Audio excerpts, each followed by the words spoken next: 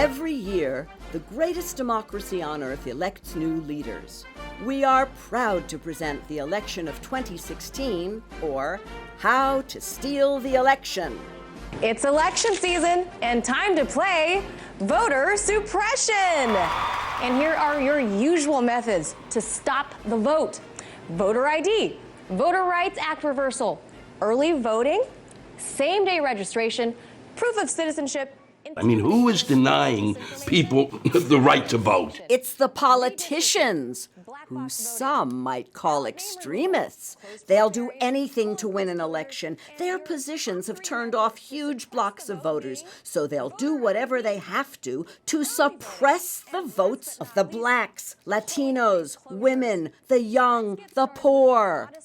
Look, people marched and fought and died for the right to vote, and they want to legislate away that sacrifice to stay in power? I have news for you, Lewis. These 5 justices recently overturned a key section of the Voting Rights Act, the 1965 law that protected the rights of minority voters. The Supreme Court has just issued a ruling in a case challenging part of a historic voting rights law. The lawsuit focuses on the federal government's power to review any change in voting procedures. It applies to 16 states where there is a history of discrimination against minority voters. Chief Justice John Roberts wrote the majority opinion that says there is no voter suppression. Fox journalist Megyn Kelly will explain. Should states in the South continue to have to pay for the sins of the 50s and 60s and prior to that, when racial discrimination was rampant? Nobody is seriously complaining today, at least I haven't heard it, that there is systematic efforts on the part of the government in the South to keep people of color from voting. Anybody who wants to vote can vote, and that's the way it should be. But that's not the way it is. Justice Ruth Bader Ginsburg said gutting the law that has helped end voter discrimination is like throwing away your umbrella in a rainstorm because you are not getting wet. Voter suppression battles are brewing all across the country. I talk about them every night. Take a look at this map. I'll do it again. At least 82 restrictive voting bills have been introduced in 31 states. This is not just a Southern problem. Disinformation, misinformation, redistricting. It's called gerrymandering.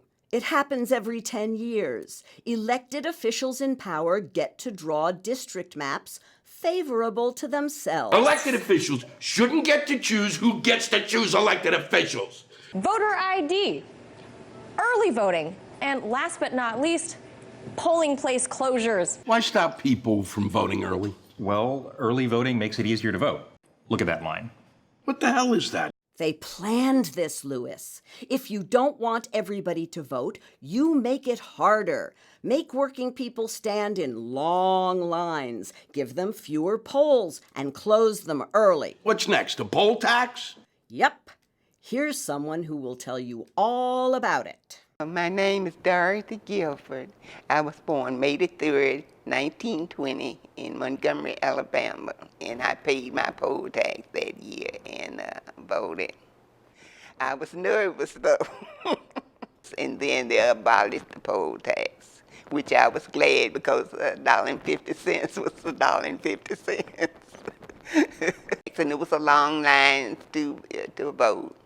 In fact, they came out on the sidewalk. Now that, I think, discouraged a lot of people because so many had to go back to work. And what is all the fuss about IDs? Extremists believe we have a big problem with voter fraud. Do we? From the Washington Post, a comprehensive investigation of voter impersonation finds 31 credible incidents out of 1 billion ballots cast. Uh-oh. 31 in a billion. Somebody must feel very unpopular with voters to make a stink about this. The poll tax is back, but they call it voter ID. They cost money, and not $1.50. Passports, driver's licenses, state-issued photo IDs, this will affect the poor, the elderly, and minorities. That's a great tactic for politicians who voted against Social Security and Medicare. If you don't have the proper ID, you can be kicked off the voting roster. These states purged hundreds of thousands of voters, but it's different in every state. So find out what's going on where you live. Women, what do they want? Has a Planned Parenthood this year Women want abortion rights and birth control. Planned Parenthood provides a full range of healthcare services to millions of women, men, and young people every year, including cancer screenings, birth control, STD testing and treatment, and abortion. And pay equity is still number one with women. Women want an end to domestic violence. In the United States, 3 women will be murdered by their partner every day. Nearly 60% of couples with children have 2 parents who work outside the home. Increasingly, they are asking why employers are not doing more to help. According to the United Nations, we and Papua New Guinea are the only countries in the world that do not provide any paid time off for new mothers. One more roadblock. Women may have married or divorced and changed their name, requiring a new ID. Look at this dangerous voting group. They also demand birth control, abortion rights, LGBT rights, and an end to sexual assault. They are college students. I'm a student, and these new voter ID laws are really confusing. It's going to make it so a lot of students and young people can't vote. You can lie to students about where to vote, lie about re-registering, move polling places far away from the campus, intimidate kids about losing their financial aid. Go vote November 4th.